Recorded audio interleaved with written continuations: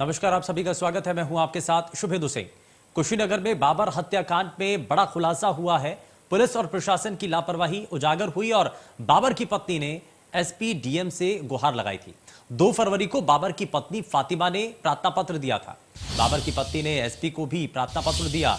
दोनों अधिकारियों ने रामकोला एसओ को निर्देशित किया था।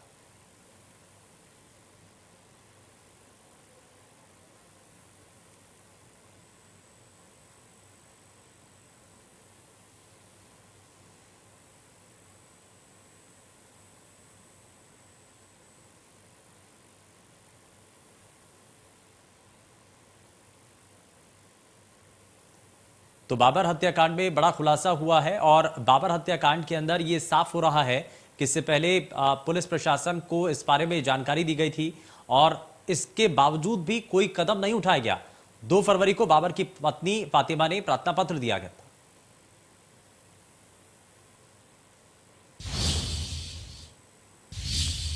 कुशीनगर में हुए बाबर की हत्या पर योगी सरकार के मंत्री दानिश आजाद ने कांग्रेस के न्यायिक जांच की मांग पर हमला बोलते हुए कहा कि कांग्रेस को राय देने की जरूरत नहीं, क्या करना चाहिए इस पर मुख्यमंत्री खुद इस मामले की जांच करा रहे हैं और कुछ दोषियों की गिरफ्तारी भी हो गई है।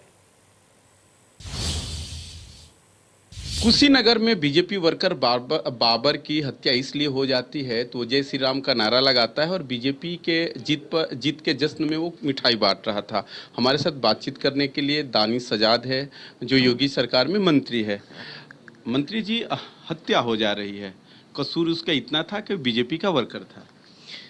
ये देखिए, बहुत ही गंभीर प्रकरण है और इसमें सीधा संज्ञान हमारे माननीय मुख्यमंत्री जी ने लिया है और सभी अधिकारियों को उन्होंने स्पष्ट निर्देश दिया है कि जो भी दोषी हैं इसके पीछे उनकी धरपकड़ हो और उन पर सख्त से सख्त कार्रवाई हो। और अधिकारियों ने भी तुरंत कार्रवाई की है। 2 गिरफ्तारियां हो गई हैं, बाकी जो लोग अभी फरार हैं उनकी भी धरपकड़ जारी है और 1 से 2 दिन के अंदर सभी को पकड़ के उनके ऊपर कड़ी से कड़ी कानूनी कार्रवाई करने की पूरी तैयारी बन चुकी है।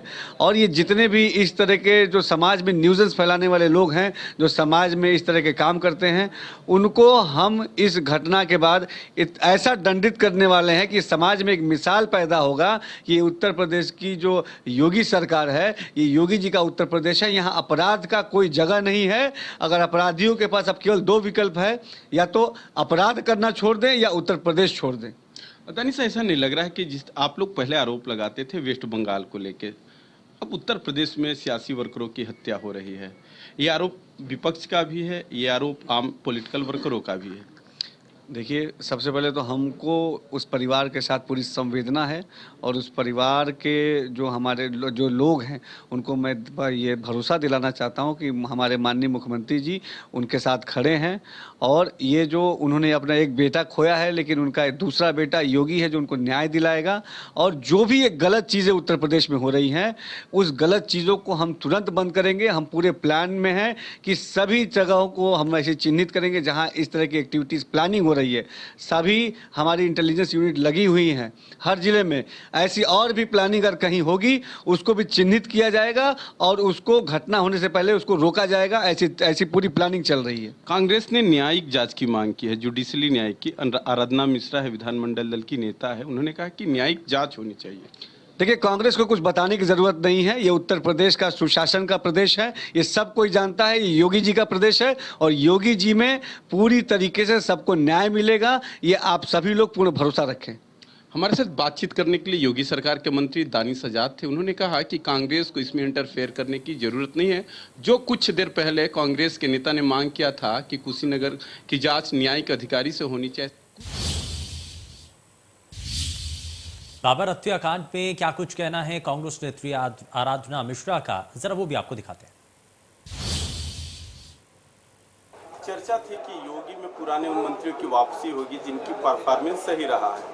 सिद्धार्थनाथ सिंह, श्रीकांत शर्मा, दिनेश शर्मा, ये बड़े नाम हैं, कह सकते उनके सुरमा थे, लेकिन इनका मंत्रिमंडल में वापसी नहीं हुई। देखिए, वैसे तो ये पार्टी का अपना निर्णय है कि वो किसको दोबारा मौका देती है नहीं देती। मंत्रिमंडल बनाना जैसा कि मुझे समझ में आता है मुख्यमंत्री जी का निर्णय होता है, पर अगर उन्होंने या उनका निर्णय था या नेतृत्व का उनके निर्णय रहा हो, अगर उन्होंने नहीं उन लोगों की वापसी की है तो मैं तो इतना ही कहूँगी कि ये सभी मंत्री वरिष्ठ थे, इन्होंने काम किया है, इनको मौका मिलना चाहिए था।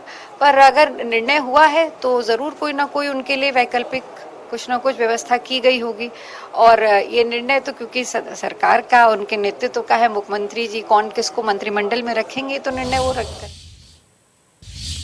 लखनऊ में यूपी विधानसभा में नेता विरोधी दल अखिलेश यादव का कार्यालय तैयार हो चुका है, जहां पर अखिलेश यादव बैठक करेंगे। हमारे सहयोगी ने उनके कार्यालय का जायजा लिया है, एक रिपोर्ट आप देखिए। आज विधानसभा में सभी विधायकों ने शपथ ली है और ये है अखिलेश यादव नेता विरोधी दल विधानसभा का नेम प्लेट भी लग गया है। अब अखिलेश यादव नई भूमिका में होंगे और इसी कार्यालय में बैठेंगे। जिस तरीके से उन्होंने लोकसभा की सदस्यता से इस्तीफा दिया और अब विधानसभा में नेता विरोधी दल के रूप में जनता की आवाज उठाने का दावा किए हैं। कैमरामैन हिमांशु के साथ नरेंद्र यादव, इंडिया न्यूज, लखनऊ। लखनऊ में नवनिर्वाचित मंत्रियों को दिए गए निजी सचिव, अपर निजी सचिव और निजी सचिवों में ज्यादातर महिला शामिल हैं। नवनियुक्त महिला अधिकारियों को पोस्टिंग दी गई है।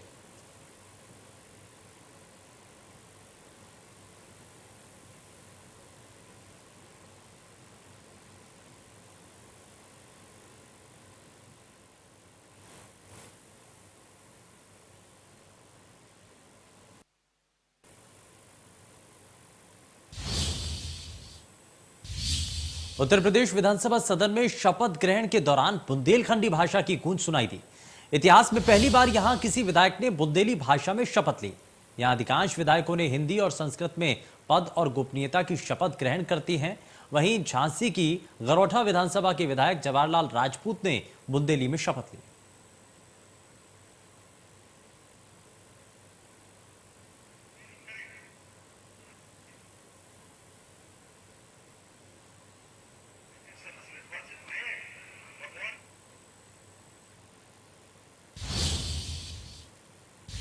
मिर्जापुर में अचानक गेहूं की खेत में खड़ी फसल में आग लग गई, जिसकी वजह से गांव में अफरा तफरी मच गई। देखते ही देखते आग काफी ज्यादा फैल गई। आसपास के खेतों में सैकड़ों बीघा की फसल आग की चपेट में आने से बर्बाद हो गई।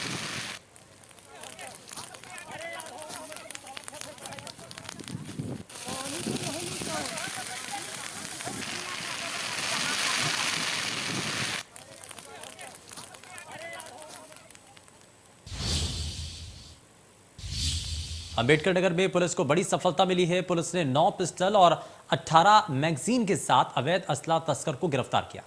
गिरोह में कई अन्य लोग भी शामिल थे, जो यहां से आसपास के कई जिलों में सप्लाई करते थे। वहां से 18 से 19 हजार रुपए में खरीद कर लाते थे और 25 से 30 हजार रुपए में बेच दिया करते थे।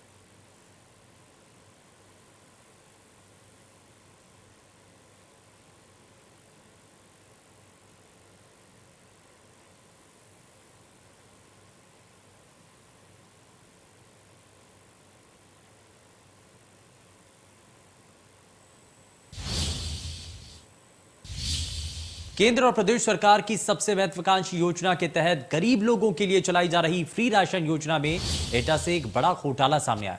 राशन माफिया घोटाला करके गरीबों के मुंह से निवाला छीन रहे हैं और एटा जिला प्रशासन सब कुछ जानकर भी अनजान बना हुआ है। जब कई महिलाओं ने इस घोटाले की शिकायत एटा के अलीगंज के उप जिलाधिकारी से की तो राशन माफियाओं की करतूत खुलकर सामने आ गए।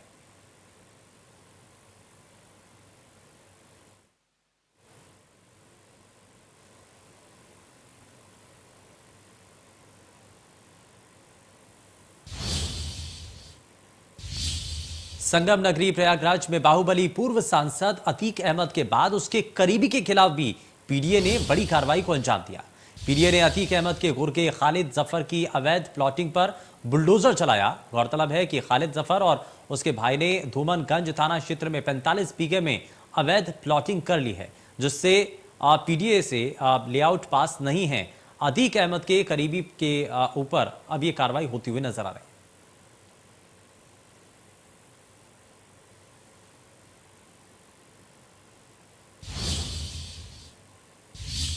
देवरिया गांव में सपा का प्रतिनिधिमंडल जाएगा और अखिलेश यादव के निर्देश पर प्रतिनिधिमंडल जाएगा।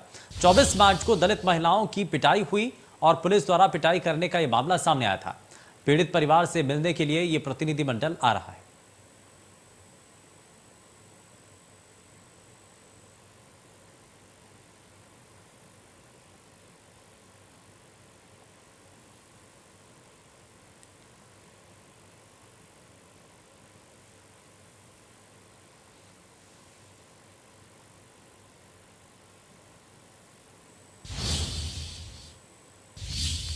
वाराणसी के लाल बहादुर शास्त्री अंतर्राष्ट्रीय एयरपोर्ट से गोरखपुर के बीच सीधी विमान सेवा शुरू हो गई है। वाराणसी एयरपोर्ट से जाने वाले यात्रियों को एयरलाइंस कर्मियों द्वारा बोर्डिंग पास और गुलदस्ता और फूल भेंट किया गया है।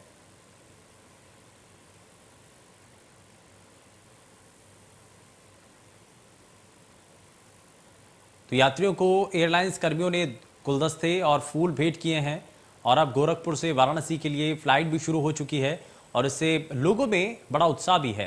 विमान सेवा शुरू होने से लोगों का इस पर रिएक्शन भी सामने आया। लोगों का कहना है कि इससे समय की बहुत हद तक बचत हो जाएगी।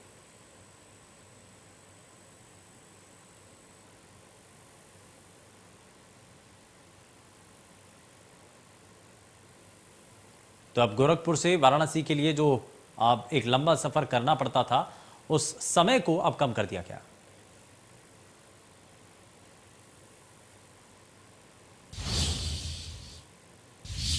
पेशकश में फिलहाल के लिए बस इतना ही। नमस्कार।